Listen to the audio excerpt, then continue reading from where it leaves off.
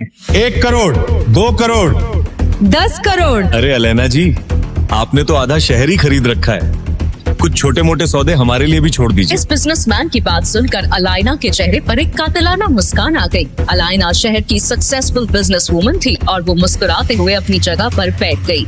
लेकिन तभी एक आवाज ने वहाँ मौजूद सभी के होश उड़ा दिए। 50 करोड़, सीधा 50 करोड़।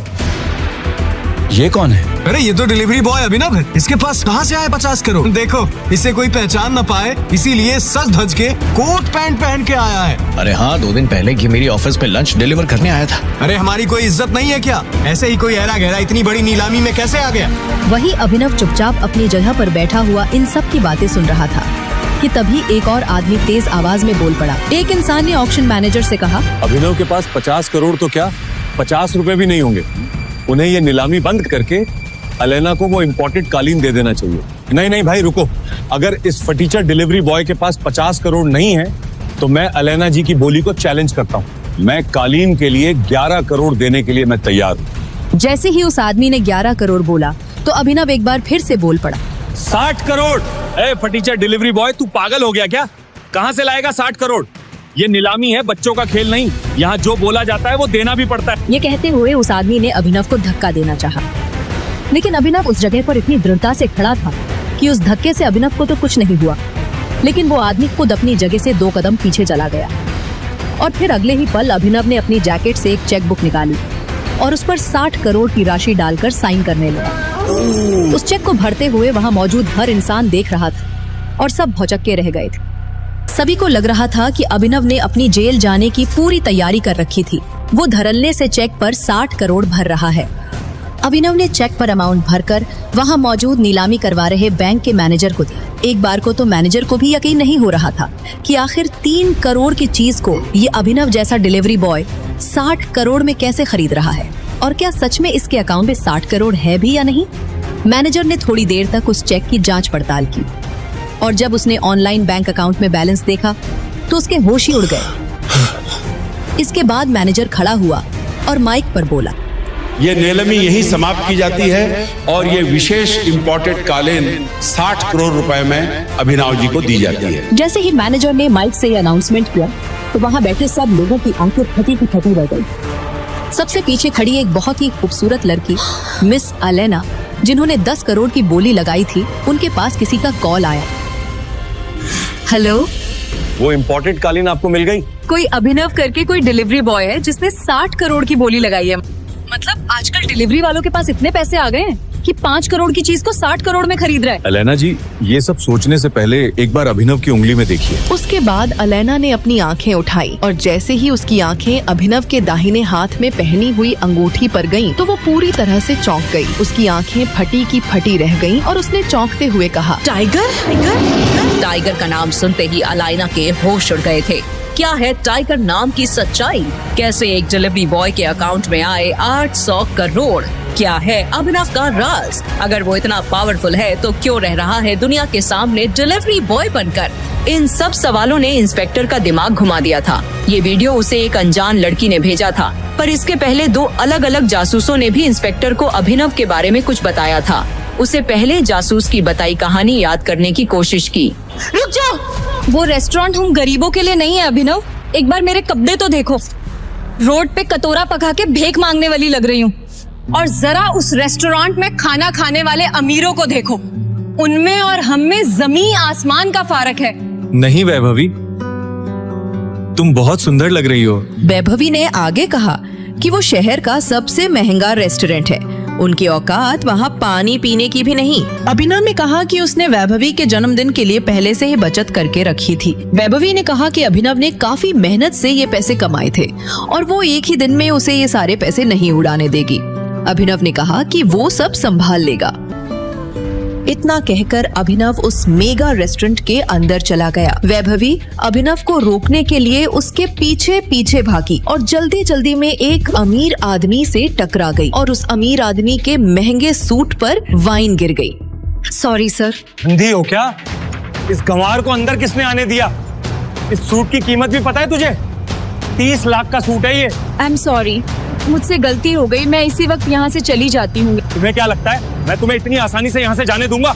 जब तक तुम मुझे 30 लाख रुपए नहीं दे पाती मैं तुम्हें कहीं नहीं जाने दूंगा। इसी वक्त मेरे सूट की कीमत चुकाओ वरना क्या? अचानक ही अभिनव वैभवी के पास वापस आया। उस आदमी ने अभिनव को गौर से देखते हुए कहा, इस रेस्टोरेंट का स्टैंडर्ड सच में काफी गिर गया है। इसी वक्त मेरी गर्लफ्रेंड से माफी मांगो। मैं माफी मांगू? तुम जानते भी हो मैं कौन हूँ। वैभवी उस अमीर आदमी और अभिनव के बीच हो रहे झगड़े को देखकर बहुत घबरा गई। अभी इसे माफी मांगते हैं और चलते हैं यहाँ से। इस अमीर आदमी को मैंने टीवी पर देखा है। मेरी गर्लफ्रेंड से माफी मांगो वरना आज के दिन के लिए तुम जिंदगी भर पछताओगे। अभिनव की बात सुनकर वो अमीर आदमी गुस्से से तिलमिला उठा। पूरा रेस्टोरेंट उसे देख रहा था। उसने कहा, मैं शहर का सबसे बड़ा हीरा व्यापारी हूँ। अमीर से अमीर लोग, मंत्री सब मेरी जेब में रहते हैं। मैं चाहूँ तो चुटकी बजाते ही किसी को भी गायब करवा सकता हूँ। और अगर चुटकी बजाते ही मैंने तुम्हारे पूरे बिजनेस का नामो निशान ही गायब कर दिया तो? जब तक वो आदमी अभिनव की बात समझ पाता, अभिनव ने अपना फोन निकाला और किसी को एक मैसेज भेजा। अगले ही पल उस अमीर आदमी को एक कॉल आया और उसके पैरों तले जमीन खिसक गई। बेटा, हम बर्बाद हो गए। हमारी कंपनी के शेयर गिर गए और हमें करोड़ों का नुकसान हो गया। व्हाट? ये कैसे हो सकता है पापा? कोई हमें बर्बाद करने की कोशिश कर रहा है। क्या तुमने किसी बड़े आदमी को नाराज किया है? अगर किया है तो यही वक्त माफी मांग लो, नहीं तो कल तक हम सड़क पे आ जाएंगे। वो अमीर आदमी अभिनव की तरफ मुड़ा और बोला और पूछा, आखिर तुम हो कौन? आखिर कौन है अभिनव और क्या है उसकी हकीकत? आखिर कैसे एक सड़क छाप ने उस अमीर आदमी का करोड़ों का साम्राज्य मिनटों में गिरा दिया? इन सब सवालों का जवाब किसी को पता चलता उससे पहले ही अभिनव वहाँ से जा चुका था। और ये तो सिर्फ अभी से जुड़ा एक किस्सा था जो पुलिस इंस्पेक्टर को एक जासूस ने बताया था। पुलिस इंस्पेक्टर को कुछ समझ नहीं आ रहा था क्योंकि एक दिन पहले एक दूसरे जासूस ने इस अभी उर्फ अभिनव के बारे में जो बताया था वो कुछ अलग ही कहानी थी। इस भिखारी को तो मेरा कुत्ता भी घास ना डाले। मेरा बॉयफ्रेंड तो भूल ही जाओ। सुना नहीं क्या तूने नल्ले? वैभवी ने तुझे लात मार के भगा दिया है। आज के बाद इसके पास भटकने की भी मत सोचना। प्लीज वैभवी, हम साथ में घर बनाने वाले थे। मैं तो हमारे लिए पैसे भी जोड़ रहा था। झोपड़ी को घर नहीं कहते अभिनव, जाओ यहाँ से। अभिनव की गर्लफ्रेंड वैभवी उसके गले लग गई। अभिनव का सीना दर्द के मारे फटा जा रहा। अभिनव वहाँ से रोते हुए बाहर निकला और शराब की एक पूरी बोतल पी गया। मन ही मन उसने कहा, इससे बेहतर तो मौत दे देता तू।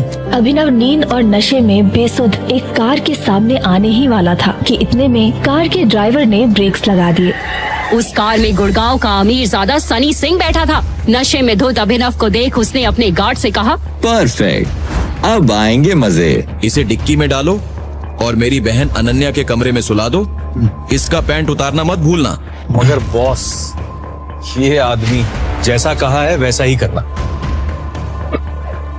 और हाँ, दादाजी को क्या कहना है याद है ना? अभिनव की जब आंख खुली तो उसके चारों ओर बंदूकें ताने आदमी खड़े थे।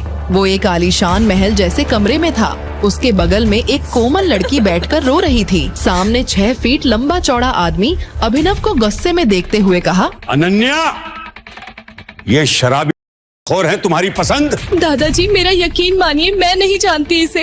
मुझे नहीं पता ये मेरे कमरे में कैसे आया। हमारे बीच कुछ भी नहीं हुआ। हिसाब से ज्यादा छूट देने पे लड़कियां बिगड़ जाती हैं। चुप करो सन्नी। अनन्या, तुम्हें तो इस घर के नियम बखूबी याद है ना?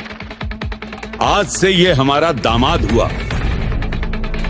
तुमने नियम तोड़े तो तुम्हारे हिस्सों में आई कंपनी सनी के नाम हो जाएगी।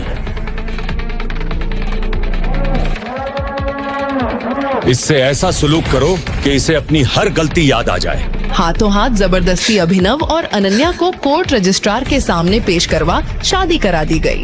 अभिनव एक मामूली डिलीवरी बॉय, अब सिर पर तनी बंदूकों के सामने वो कुछ भी बोलने की हालत में नहीं था। शादी होते ही दादाजी ने अपने गार्ड से कहा, और आज शाम को इसे अकरम की पार्टी में लेकर आ।